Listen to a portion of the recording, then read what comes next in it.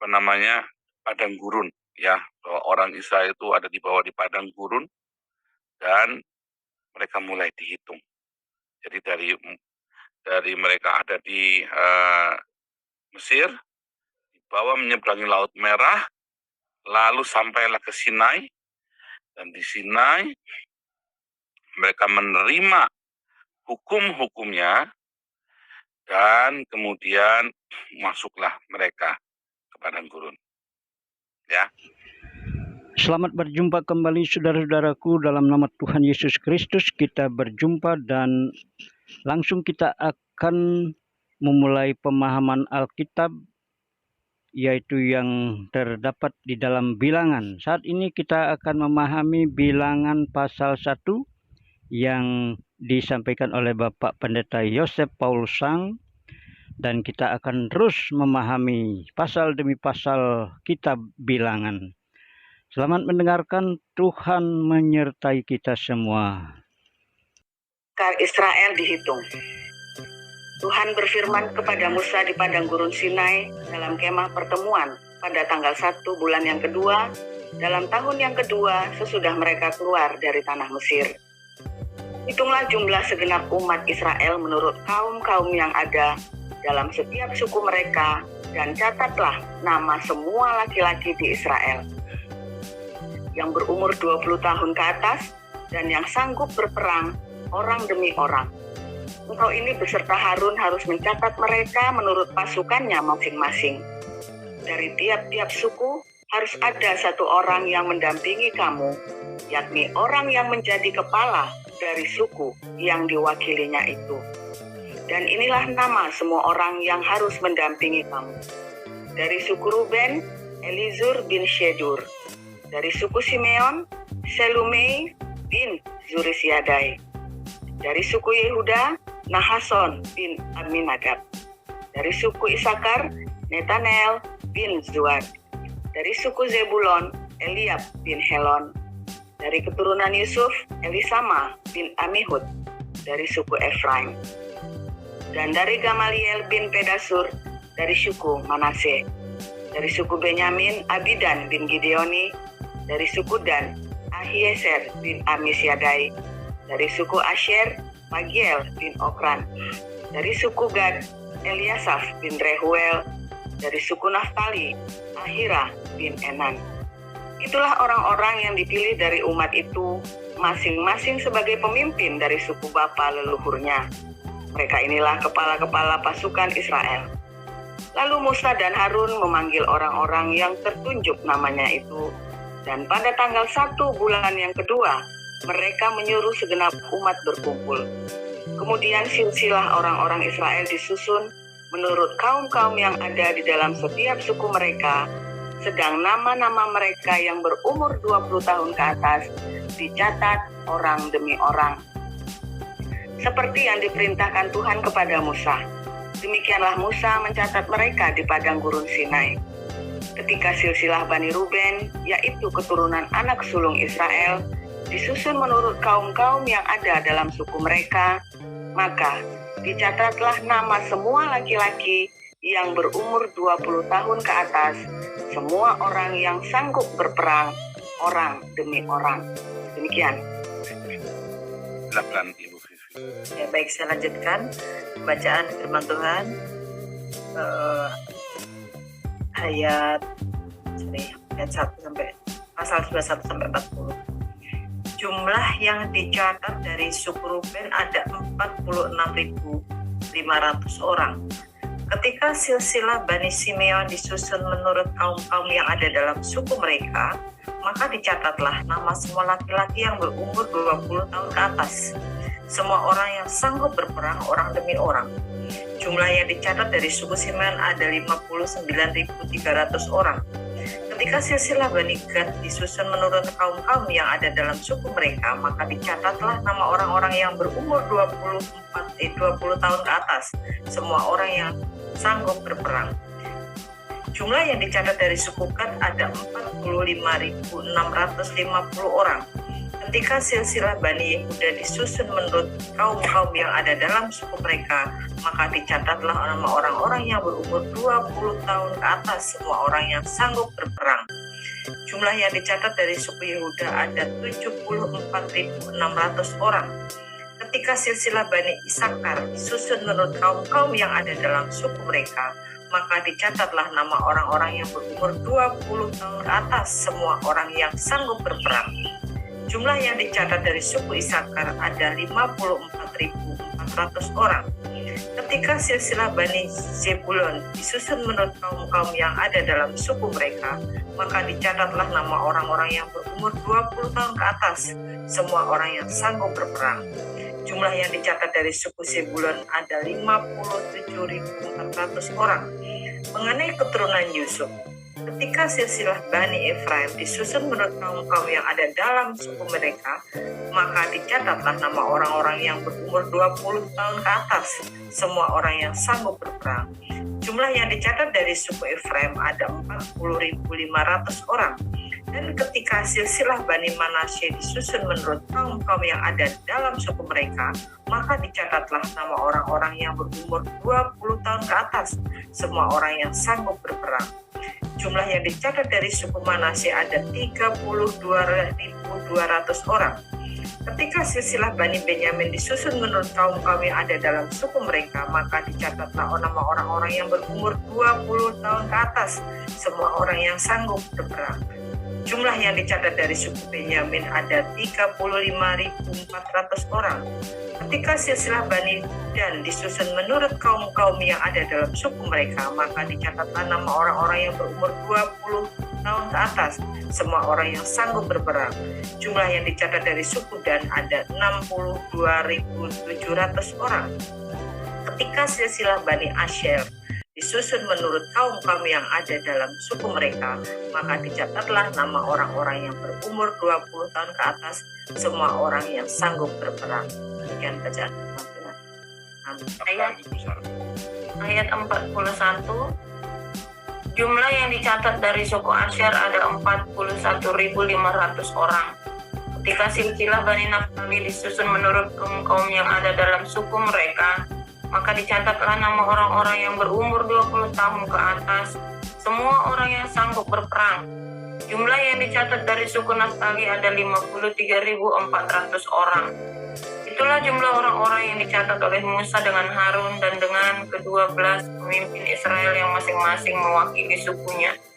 Jadi semua orang Israel yang dicatat menurut suku-suku mereka, yaitu orang-orang yang berumur 20 tahun ke atas yang sanggup berperang di antara orang Israel, berjumlah 603.550 orang. Tetapi mereka yang menurut suku bapa leluhurnya termasuk orang Lewi tidak turut dicatat bersama-sama dengan mereka itu. Sebab Tuhan telah berfirman kepada Musa, hanya suku Lewi janganlah kau catat dan janganlah kau hitung jumlahnya bersama-sama dengan orang Israel. Tapi tugaskanlah mereka untuk mengawasi kemah suci, hukum Allah dengan segala perabotan dan perlengkapannya. Mereka harus mengangkat kemah suci dengan segala perabotannya. Mereka harus mengurusnya dan harus berkemah di sekelilingnya. Apabila berangkat, kemah suci harus dibongkar oleh orang Lewi, dan apabila berkemah, kemah suci harus dipasang oleh mereka, sedang orang awam yang mendekat harus dihukum mati. Orang Israel haruslah berkemah masing-masing di tempat perkemahannya dan masing-masing dekat panji-panjinya menurut pasukan mereka. Tetapi orang Lewi haruslah berkemah di sekeliling kemah suci, tempat hukum Allah, supaya umat Israel jangan kena murka. Orang Lewi haruslah memelihara kemah suci, tempat hukum itu. Maka orang Israel berbuat demikian, tepat seperti yang diperintahkan Tuhan kepada Musa, demikianlah diperbuat mereka. Ya, Pak. Silakan mikrofonnya. Ya, silakan. Lukas 4 ayat 1. Yesus yang penuh dengan Roh Kudus kembali dari sungai Yordan, lalu dibawa oleh Roh Kudus ke padang gurun. Di situ ia tinggal 40 hari lamanya dan dicobai iblis. Selama di situ ia tidak makan apa-apa, dan sesudah waktu itu ia lapar. Lalu berkatalah iblis kepadanya, "Jika engkau anak Allah, suruhlah batu ini menjadi roti." Jawab Yesus kepadanya, ada tertulis, manusia hidup bukan dari roti saja. Kemudian ia membawa Yesus ke suatu tempat yang tinggi, dan dalam sekejap mata ia memperlihatkan kepadanya semua kerajaan dunia. Kata iblis kepadanya, segala kuasa itu serta kemuliaannya akan kuberikan kepadamu, sebab semuanya itu telah diserahkan kepadaku, dan aku memberikannya kepada siapa saja yang hendak kukehendaki. Jadi, jikalau engkau menyembah aku, seluruhnya itu akan menjadi milikmu. Tetapi Yesus berkata kepadanya, ada tertulis, engkau harus menyembah Tuhan, Allahmu, dan hanya kepada Dia sajalah engkau berbakti.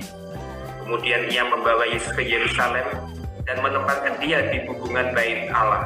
Lalu berkata kepadanya, jika engkau anak Allah, jatuhkanlah dirimu dari sini ke bawah. Sebab ada tertulis, mengenai engkau, Ia akan memerintahkan malaikat-malaikatnya untuk melindungi engkau. Dan mereka akan menatang engkau di atas tangannya, supaya kakimu jangan terantuk kepada batu. Yesus menjawab katanya, ada firman, janganlah engkau mencobai Tuhan Allahmu. Sesudah iblis mengakhiri semua pencobaan itu, ia mundur daripadanya dan menunggu waktu yang baik. Haleluya, firman Tuhan selalu baru setiap pagi bagi orang-orang yang hidup di dalam agape, dengan mengasihi, mengampuni, memberkati, dan selalu berdiakonia, ya. Luar biasa, Tuhan Yesus baik.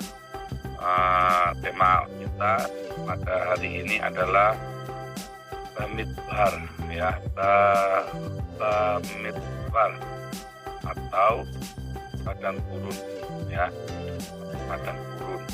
Kata bilangan berasal dari kata aritmoi dalam Septuaginta yang artinya hitung, ya. Nah, jadi di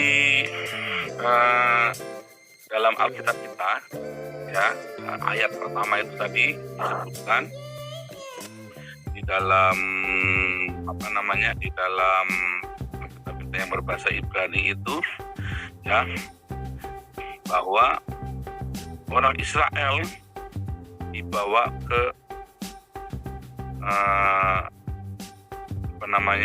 padang gurun, ya. Bahwa orang Israel itu ada dibawa di padang gurun dan mereka mulai dihitung. Jadi dari mereka ada di Mesir, bahwa menyeberangi Laut Merah, lalu sampailah ke Sinai, dan di Sinai mereka menerima hukum-hukumnya, dan kemudian masuklah mereka ke padang gurun, ya. Itulah perjalanan hidup kita dari perbudakan dosa, dari baptis di Laut Merah itu, baptis, ya. Kita ingat Paulus berkata sama seperti orang Israel, ya, dibaptis di Laut Merah itu, di Laut Teberau. Kemudian menerima Roh Kudusnya. Bertobatlah, berilah dirimu dibaptis, dan kau akan menerima Roh Kudus. Roh Kudus itu ialah Torah yang dituliskan di loh hati kita, gitu ya. Begitu kita sudah bertobat, dibaptis dengan air dan dibaptis dengan Roh, bertobat, lahir dari air dan lahir dari Roh, maka kita masuk ke padang gurun. Di padang gurun inilah semua sifat-sifat, semua tabiat-tabiat budak kita dirontokkan. Semua orang pasti akan mengalami padang gurun. Tidak ada yang tidak. Nggak ada orang, ini loh, orang ini hoki ini nggak pernah padang gurun. Pasti masuk padang gurun. Pasti masuk padang gurun. Tidak ada yang tidak. Saya belum pernah ketemu yang tidak. Kalau Anda belum merasakan padang gurun, mungkin belum. Ya, bukannya nggak akan. Nanti Anda masuk. Saya. Berbahagialah yang masuk padang gurunnya di waktu muda. Tapi kalau Anda sudah tua, baru masuk padang gurun, nah, ya, makanya ya setia. Walaupun sudah tua pun tetap setia. Kalau Anda masuk padang gurunnya waktu sudah tua, sedih, ya.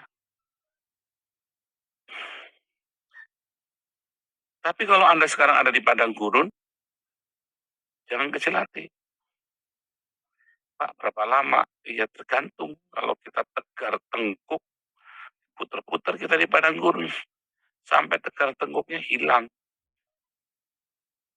Sampai semua sisa-sisa budak itu, sesuai mental budak kita itu, mental cemen, mental budak, mental kere, mental minta-minta, mental tukang ngutang, mental yang najis-najis, yang suka ini ya, yang suka cari pulang belulang di sampah-sampah tetangga, itu sampai hilang itu. Sampai kapan? Sampai bersih tuh dari Anda bisa keluar dari padang gurun. Kalau enggak kan Anda masuk dalam satu padang gurun, diputar lagi, diputar lagi, diputar lagi, diputar lagi. Di padang gurun ini akan terjadi 3 hal. Ada 3 ujian pokok. Selalu ada 3 pokok. 1, Anda akan padang gurun tentang perut, ya, ekonomi, ya. Bolak-balik itu padang gurun ekonomi atau kemiskinan. Ketika Anda ada di bawah garis kemiskinan, ketika Anda selalu kekurangan hidupnya, itu padang gurun. Ada orang yang miskin terus ya, itu karena dia tidak meresponi dengan benar. Coba rubah dengan cara yang lain. Saya tidak berkata Anda disuruh untuk berbuat kriminal atau berbuat dosa, tidak. Mungkin prinsipmu yang salah. Ini prinsip Pak Paul, saya pantang untuk begini, saya pantang untuk begitu. Selama firman Tuhan tidak bilang begini dan begitu, Anda jangan bikin hukum sendiri. Makanya Anda miskin. Ya, ini prinsip keluarga saya tidak akan terima uang dari yang namanya Broto. Itu, jangan-jangan Broto itu orang baik, Anda hanya dihasut oleh orang lain untuk memusuhi dia. Misalnya ya, ada banyak hal. Selama firman Tuhan tidak berkata tidak, jangan. Dan firman Tuhan jelas menuliskan yang sebaliknya, Anda jangan pernah sok-sokan dengan prinsipmu. Prinsip hidup kita adalah firman Tuhan. Bukan turun-temurun atau, oh ini ayah saya yang ngajarin. Oh, kan. Karena ayah kita bisa salah. Firman Tuhan tidak mungkin salah. Ya, belajar. Tetapi itu padang gurun ekonomi. Dan Anda akan tergoda untuk lepas dengan cara menghalalkan segala cara. Oh, hati-hati. Karena manusia hidup tidak dari roti saja. Ya, tidak dari makanan saja. Ya, tetapi dari rema yang keluar dari mulut Allah. Rema, ya. Di padang gurun Anda akan diminta untuk mencobai. Nah, ya, bukan menguji, beda. Misalnya saya bilang, kalau Anda mau uji, Anda tabur Yayasan Damaris untuk fakir miskin, Anda cek, Anda akan diberkati. Anda uji, jangan cuma dengar, oh katanya coba-coba. Uji, oh kalau nguji sekalian, nggak tanggung-tanggung. Gitu ya. Kalau nguji itu jangan tanggung-tanggung. Gitu. Nah, Anda akan diminta untuk mencobai Tuhan. Ya, misalnya Anda dengan orang yang paling bodoh itu disuruh kebut-kebutan. Atau Anda melakukan hal-hal yang bodoh, karena Tuhan tolong. Ya, nggak usah pakai masker, nggak usah prokes, Tuhan nanti tolong. Ya, hati-hati. Anda akan disuruh ujian ke Tuhan. Ya, Anda masuk ke Alexis, wah, lihat nih saya kebal Tuhan. dosa perzinahan. Habis. Jangan cobai Tuhan Allahmu. Ya. Wah, saya tidak akan jatuh. Ya kan, dalam nama Yesus. Anda sudah diingatkan hati-hati. Oh enggak, dalam nama Yesus saya tolak. Oh bukan. Kalau orang menasihati, Anda jangan tolak. Anda dengarkan nasihatnya. Nah, pertimbangkan. Tetapi kalau Anda yakin, Anda disuruh Tuhan untuk melakukan sesuatu, jangan takut. Karena Tuhan yang suruh. Tapi kalau Anda bukan dari Tuhan, Anda cuma mau ongkrongan, kata orang Tegal itu bilang ongkrongan. Apa itu ongkrongan? Anda suka untuk pamer-pamer, sok hebat, sok ya, dumeh, gampang dumeh. Oh, hati-hati. Kalau Anda, saya mau ini, doakan semua orang sakit COVID yang ada di rumah sakit. Kalau Anda tidak punya iman yang cukup, jangan lakukan. Ya, bagi Anda nanti hirup napasnya tuh orang-orang kena COVID itu, hati-hati. Tapi di masa-masa padang gurun, hal-hal yang aneh kita dicobai. Ya, di padang gurun itulah semua hal-hal yang aneh-aneh terjadi dalam hidup kita. Anda mencobai Tuhan. Ya, jajal. Kenapa? Karena jenuh. Kenapa kita mencobai Tuhan? Karena kita marah.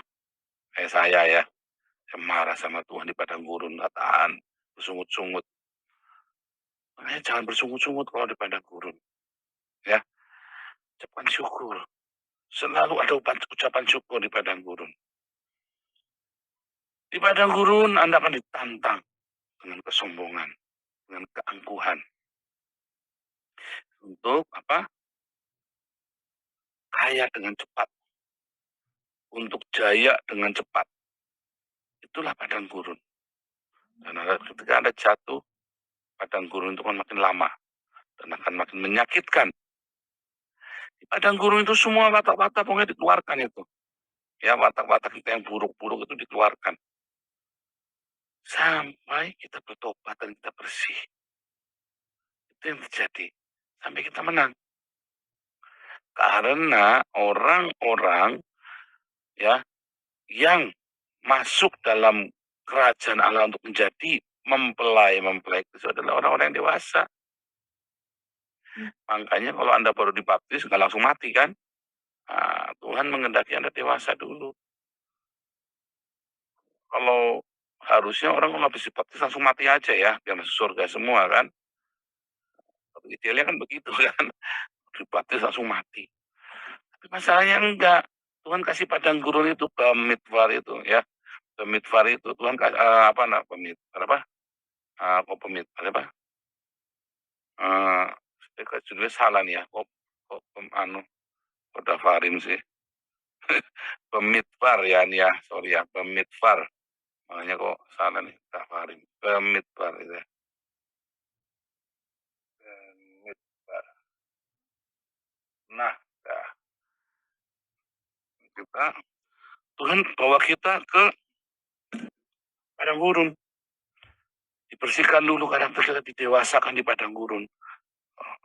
Yohanes Pembaptis ke padang gurun, Yesus ke padang gurun. Semua dibawa ke padang gurun. Rasul Paulus dibawa ke padang gurun. Ya, di padang gurun semua diproses. Makanya saya nggak setuju kalau ada orang baru bertobat langsung diorbitkan. Hati, ya, hati baru umur tadi Anda bangga kayak piala terus giring-giring kemana-mana. Seumur umur baru menanggung sekali, tapi Anda pamer-pamerin kemana-mana, digiring-giring. Oh, ini bekas Islam nih, bekas Islam. Tiba-tiba di tengah jalan dipersekusi, terus ya syahadat lagi. Jangan ya, jangan. Biarkan dia melewati padang gurun dulu. Jangan dimanja, biarkan dia punya relasi dengan Tuhan beres. Dan Anda juga jangan lari dari padang gurun. Nikmati padang gurun itu, ya, nikmati padang gurun itu supaya Anda juga cepat dewasa padang gurun. Kalau kita lari dari padang gurun, kita nggak mau, ditunda-tunda terus padang gurun itu. Bagaimana cara nundanya Pak padang gurun itu? Ya Anda lari. ya. Itu masuk padang gurun, kesulitan keuangan, ada utang sana, utang sini. Ya kan, bukannya Anda bertahan. Kalau Tuhan sediakan, Tuhan sediakan. Kalau nggak Tuhan sediakan, saya nggak mau utang. Gitu ya. Apalagi kalau masalah cicilan mobil, cicilan mau TV, ya nggak perlu. Ya, jangan berhutang untuk yang konsumtif, tadi ya, konsumtif yang luxurious gitu ya. Mobil, TV, handphone, jangan pernah berhutang demi itu. Kalau rumah itu namanya kredit rumah, ya. Itu cicilannya jauh lebih kecil daripada Anda kontrak. Jadi itu lebih baik. Tapi kalau cicilan mobil, cicilan jangan. Kalau Anda ya tidak siap jadi Gojek, mobil atau Gokar, ya, Anda tidak siap membawa ojek online itu ya, jangan cicil mobil, jangan cicil motor, beli tunai, ya, doa sama Tuhan. Karena cicilan itu kan memberatkan hidupmu, beli tunai, doa sama Tuhan. Kumpulin dulu uangnya. Kalau nggak kumpul-kumpul, berarti hidupmu salah. Lawang, kamu punya dipaksa Pak nyicil. Oh itu cara berpikir yang salah. Nah itulah cara menunda padang gurun. Ya, dengan hidup ya itu tadi gampang. Nanti kalau Anda lagi repot dikit apa dikit utang mama, utang mertua, utang kakak, utang adik. Nah, kami melewati masa-masa itu ya di hari-hari kami baru bertobat itu ya. Wah, Tuhan ajar kami, biasanya kita yang ngasih-ngasih, kali ini kita yang utang-utang tuh, gila itu. Tapi benar-benar padang gurun, kami melewati padang gurun itu yang 4 tahun ya. Padang gurun. Salah satu caranya menundanya begitu. Tunda tuh makin panjang, nggak masuk. Wah enak kali dimakan, wah, tapi di padang gurun itu tambah gede, tambah panas. Padang gurun itu ya Anda tunda. Ketika ada masalah datang, ya kan, waduh ini urusan polisi, nyogok. Wah itu dia, padang gurun. Jujur kalau memang kita salah, ayo jalanin. Jangan takut, ya. Itu padang gurun juga, jangan kamu tunda kalau memang kita salah. Jangan takut. Itu padang gurun ya. Kalau Anda sekarang ini sedang dalam terlilit hutang piutang sudah terlanjur, ya, padang gurun. Anda nikmati, Anda masuk dalamnya dengan rendah hati. Ya, selesaikan dengan cara Tuhan, jangan dengan cara kita. Dengan kerendahan hati. Itu padang gurun juga. Kalau Anda langsung sudah masuk padang gurun terlilit dalam hutang piutang, terus Anda malas sekali, wah tengkar sekalian. Anda akan tunda padang gurun itu makin panjang. Itu ya. Padang gurun itu saatnya kita direndahkan serendah-rendahnya. Ya, kita menderita semenderita-menderitanya orang hidup. Itu padang gurun dalam hidup kita. Nah, lalu bagaimana sikap hati kita di padang gurun? Ya, syukur. Yang bisa kita lakukan di padang gurun adalah mengucap syukur. Jangan bersungut-sungut. Makin bersungut-sungut, nanti ada lagi ditimpa masalah-masalah lain hasil sungut-sungutnya kita. Hati-hati ya, di padang gurun itu kita mengucap syukur. Memuji Tuhan. Angkat Yesus baik. Karena janji Tuhan di padang gurun dia akan tetapkan pelihara kita. Ya. Dia akan pelihara kita, dan di padang gurun itulah saatnya kita menaikkan korban yang harum baunya. Kapan lagi Anda mau naikkan korban yang harum baunya kalau bukan di padang gurun? Artinya itu terus menerus ya, itu kayak bencana itu ya. Makanya saat itu, Anda saat ini sedang miskin, di bawah garis kemiskinan, besok mau makan apa aja nggak jelas, pujilah Tuhan, ucap syukur, jangan bersungut-sungut. Sekalipun segala alasan memungkinkan untuk bersungut-sungut, ada ribuan alasan untuk bersungut-sungut, jangan lakukan. Terima kasih Tuhan, luar biasa. Yesus engkau baik, sungguh baik, sangat baik. Ya, dia buka jalan saat tiada. Oh percaya, taruhkan harapanmu pada Guru. Saat kamu lagi sakit, bilang terima kasih Tuhan. Ini saatnya punya hubungan yang lebih lama dengan Tuhan. Kalau nggak sakit di rumah, ya kan kita sibuk. Nikmati. Kalau Anda sedang dalam masalah keluarga, rumah tangga, dengan suami, dengan istri, tetap berdoa. Jangan malah dicerai, cerai saja. Nah, itu bukan padang gurun lagi itu. Anda berarti sudah takonnya kalau wayang itu sudah masuk peti, sudah masuk box. Jangan. Ya, kalau Anda sedang dalam tekanan, ya, dengan mertua, ya, dengan menantu, terus belajar berpikir yang positif. Ya, coba di yayasan ini paling sering itu saya dengar suara omongan yang negatif. Oh, ini pasti orangnya pintar gini, pasti presumption itu loh ya, menduga-duga. Padahal orangnya belum tentu begitu loh. Gara-gara diomongin 3 kali, gara-gara dinasihatin 10 kali, menurut terus langsung pikirannya jelek. Itu padang gurun ya. Padang gurun itu belajar kita punya pikiran yang positif. Orang, Anda bayangin orang kepanasan itu orang bisa kesambet. Nah itu orang kayak orang kesambet, jangan kayak orang kesambet ya. Oh, padang gurun kepanasan Anda jalan, kepanasan begitu. Jangan kayak orang kesambet, terus Anda bisa nuduh-nuduh orang ini, nuduh orang itu. Minum dulu. Nah, minum dulu ya. Namanya kan suka ini kan kalau cuma kurang minum. Cuman kurang minum saja. Jangan pikiran negatif. Pikirkan yang positif. Bukan berarti Anda harus, orang sudah jelas-jelas mau maling, itu positif. Ya, enggak juga begitu. Realistis ya. Tapi kita jangan suka nuduh orang. Itu ya, pikirkan yang positif. Di padang gurun itu, ya, Anda harus belajar dari orang Israel. Lihat, semuanya dicukupi sama Tuhan. Walaupun 40 tahun kasutnya nggak ganti. Anda nggak usah reka-reka. Akan cari kasut baru. Ada masa-masanya kita memang harus menghemat. Ada masa-masanya kita harus rendah hati, direndahkan orang.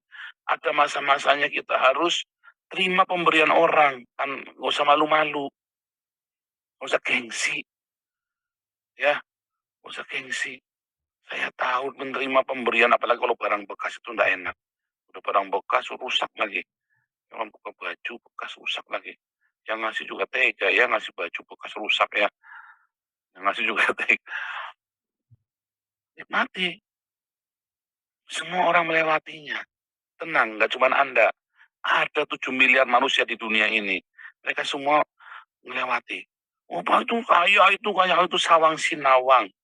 Ya, Anda nggak tahu itu kaya itu mobilnya utang apa dapat ngerampok apa dapat apa. Ya, nikmati yang sedikit itu dengan ucapan syukur. Gitu ya, itulah padang gurun, nikmati. Tuhan janji, ya, Tuhan akan selalu cukupi, besok akan cukup makan. Jangan takut, doa sama Tuhan. Tuhan akan cukupi. Gereja juga sama. Kalau Anda tahu jemaatnya lagi melewati padang gurun, didatangin, ditanyain, udah makan belum? Aduh, belum Pak Pendeta. Tuh, udah nggak makan berapa hari? Aduh, sudah makan 3 hari Pak Pendeta, udah nggak makan 3 hari. Anak saya sudah nggak makan 2 hari. Oh iya, oke. Cuma nanya doang. Ya, jangan cuma nanya, kasih ya. Oh, cuma nanya doang. Saya doakan ya dalam nama Yesus, Tuhan cukupkan kehidupanmu, Tuhan berikan kelimpahan. Tundulmu pehan. Buka dong pundi-pundi gereja. Kasih ya, kasih. Gitu ya. Doakan kau akan penuhi lapar supaya kau kenyang dalam nama Yesus. Dia masih lapar. Lapar Pak Pendeta. Lapar. Ya, siang kasih makan dong ya. Kirimin beras. Kerjanya gimana? Belum lancar Pak Pendeta. Kirimin beras. Itu ya. Habis ini nanti semua orang pada email saya minta diberikan beras. Ini telepon sama Pak Pendeta Jimmy itu. Itu kan koordinator. Jangan minta saya kan sudah ada itu rekeningnya itu. Itu dia dikelola oleh Pak Pendeta Jimmy. Gitu ya. Kita sendiri yang jadi gereja harus tahu diri. Ada orang di padang gurun, ya kan? jangan jadi kayak orang Amalek mau lewat, nggak boleh, malah dipentungin orang mau lewat tanahnya dia. Ya kan, itu ingat nggak itu si Joel Osteen itu? Ada pengungsi banjir apa itu yang dulu mau masuk gerejanya dia nggak boleh. Baru kan jangan baru ganti karpet. Persis kayak orang ini ya orang Edom. Orang Israel kan saudaranya orang Edom dulu kan. Orang Edom kan saudaranya kan. Edom itu kan Esau. Israel kan Yakub itu kan saudaraan mereka. Jangan lewat, malah dipentungi. Yang murah. Jago Pack dari Lion Parcel. Jagonya ongkir murah. Ada yang nambung masjid. Ada orang Kristen pengen jadi Islam. Goblok itu pendetanya juga ya. Hati-hati Anda jangan sampai gitu. Hati-hati Anda kan saat satu Anda kan dihitung sama malaikat, dicatat kebusukanmu.